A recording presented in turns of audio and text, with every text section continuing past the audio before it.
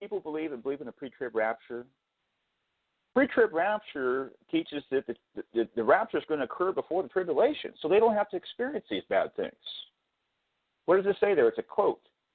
Disaster shall not overtake or meet us. You see that? This kind of thing's been going on for a long time. And who are these people? The sinners of my people, the blind ones. They don't see anything bad coming. They think they have favor with God. Now, this is most people in Christianity. You know, in these corrupt days, it's got to be. You know, give me a break. But anyway, here's the passage I wanted to focus on in verse 11. It says, in that day, okay, you know, it's been a long time since I reflected on this passage. I can see why I applied that to the church, and I'm looking at the double fulfillment right now. Because it says, in that day I will raise up the booth of David, or tabernacle of David, that is fallen, and I will repair its breaches and raise up its ruins. It's talking about the house of David. It's not just talking about the people. It's talking about, what does tabernacle mean, right? It's talking about a structure. It's talking about rebuilding Israel as it used to be. It's an institutional thing. God's going to rebuild it. This is the reason I'm referring to this, okay? Raise up its ruins and rebuild it as in the days of old, so that they may possess the remnant of Edom in all the nations who are called by my name. Now, Edom, I mentioned this last week too, they are a reprobate bloodline. And some people say that God's never going to restore Edom. But this is the passage that's talking about that. Now, there's different readings there. I'm not sure what the Septuagint says. I typically go with the Septuagint. Term Edom is not always in there. But anyway, you know, when it says, in that day, I will raise up the tabernacle of David, you're thinking, well, that's not the first century. Okay, but guess what? It actually quotes this with a first century application. I believe I'm not sure if it's in the book of Acts. It's kind of similar to that passage in Joel, where it talks about, you know, people, the signs and wonders affecting the sun and the moon, and young people and old people will prophesy. It's one of the most favorite passages for the Pentecostal movement. But it actually quotes that in the book of Acts. A lot of people don't realize that has a first century fulfillment. But it kind of complicates things because that passage there is quoted, but there's no question. See, this is a good example of a double fulfillment. See, replacement theology, they ignore the fact that there's going to be a literal restoration of the tabernacle of David. It says, I'm going to build it up as it used to be. Well, where is it? This is what replacement theology says. Well, it's just fulfilled to the church. You see that? Oh, yeah, everything was accomplished through the cross, and it has this. It can't give you any specific. You know, it's here. It's all around us. Can't you see it, Dave? No, I can't. What's kind of mysterious is that somehow that was fulfilled in Christ in the first century. It doesn't tell you how or why. If I was to take a stab at it, I would say that it has to do with there's three messianic offices, right? Prophet, priest, and king. And when Christ ascended on high, somehow or another this was fulfilled when he entered into his priestly and kingly office, which it wasn't occurring when he was during his earthly ministry. He was a prophet, okay? But obviously it wasn't fulfilled in a literal sense on earth at all. And what are these prophecies about? They're about earth, okay? That's what the prophecies are about, you know what I mean? I mean, you don't really see prophecies about heaven, although actually the passage there in Revelation 12 could refer to that, but that's a little bit complex to be able to pull that off. Anyway, so, I mean, when is the remnant of Edom going to be,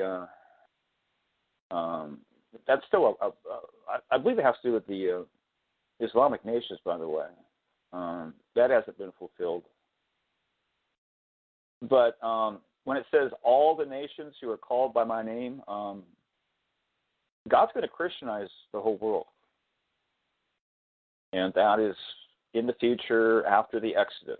And Israel will rule as a royal nation. So I'm going to conclude that this sinful kingdom that God's going to destroy, there's a good chance it probably is what we call the church. And I believed for years, whether it's based on this or not, that God's going to destroy that system, and He will. He will destroy it. You know what I mean? And are Christians thinking about that? No. See, just like the ancient Israelites, they think they have the favor of God. Yeah. Like I said, most of the people of God are sinners down through history, according to the Bible. Yeah. So yeah, on YouTube, they're all talking about this sign in heaven having to do with birth, and this illustrates that you have to have revelation. These people don't have revelation. How are you going to know that it has to do with conception or impregnation unless you have revelation? You see that? You don't have any specific information. You're just going to go with what the text says. So I'm actually saying that as far as the birth, that's what the sign has to do with there in the text. It hasn't occurred yet. We're talking about a preliminary thing. But obviously there was a pregnancy. You know what I mean? And it's a preliminary stage. It's not something to get overly excited about. It's something that goes on in the background. And I think that this has to do with the king and the queen. In the background, there will be things going on with them. There's a preliminary stage, and then they're going to become world figures. And all eyes will be upon them. Because one of the reasons I say these things is because I'm 100% convinced that everybody's going to see it. And so the only reason I'm telling you that they're going to be transformed is so I can point back to it and say, I told you so. I told you. And I told you that everyone's going to say they're aliens because they can't process it. They can't process the work of God. It's over their head. You're going to have revelation. Right there, I mean, if God does something like that, you're going to have revelation from God. Otherwise, you'll believe that they are aliens, and you'll be scared of them.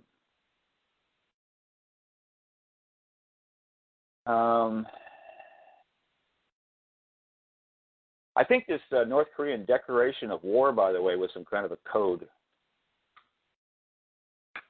That happened on around the 23rd. That's something that's important to point out. Because why did that happen? They said that we declared war on them. I mean, I think it happened on the 22nd. It might have been the 23rd.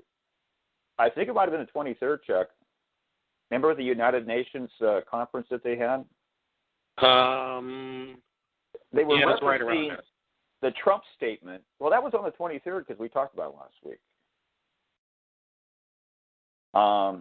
So basically, yeah, I think they're saying that Trump declared war on North Korea, but they didn't say that until the 23rd. Now, why are they doing that on the 23rd? You see that? Somebody thinks that the 23rd is important. You see when I'm emphasizing this? Because everybody's just going to move on. They're not going to be talking about, September 23rd anymore. And that was another big disappointment.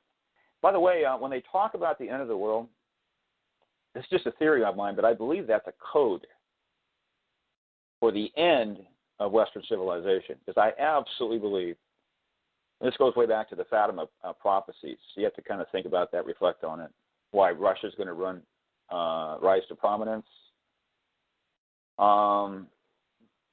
See, when America sinks, an easy way to understand this, the economy of the West is linked with America, okay? And it's a money system. If we go down, the monetary system goes down, and Western culture goes down. And I believe that God's going to judge it. You know what I mean? So that's something important to think about.